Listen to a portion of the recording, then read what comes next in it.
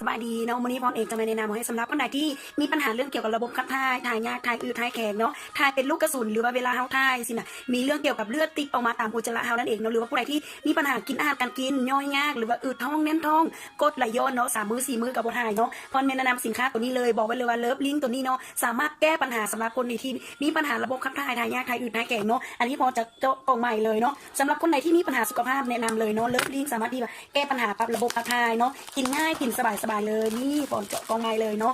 พรจะไม่แนะนำวิธีกินเลยเนาะก็คือนี่เลยเราเป็นซองแบบนี้เนาะใน1 กล่องนี้มี12 ซองเนาะคนไหนที่สนใจสามารถกินได้บอกว่าเป็นเล็กน้อยผู้ใหญ่หรือผู้เฒ่าเนาะหรือว่าคนไหนที่ถือผ้าอยู่ในตัวนี้สามารถกินได้คือกันเลยเนาะวิธีผสมแบบนี้เลยกินง่ายๆกินสบายนี่เลย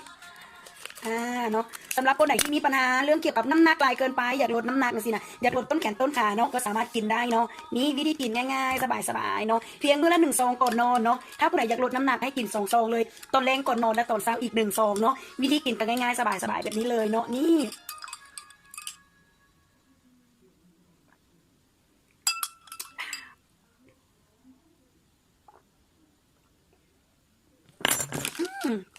ฝากไว้เลยเนาะผู้ใดที่มีปัญหาระบบขับถ่าย2 มื้อ 3 มื้อบ่ถ่ายมีปัญหาโรคกระเพาะกรดไหลย้อนเนาะถ่ายยากถ่ายอืดถ่ายแข็งเนาะเลิฟลิงแก้ปัญหาทานเพียงเนี่ยมื้อละ1 ซอง 2 ซองนั่นเองเนาะนี่เลย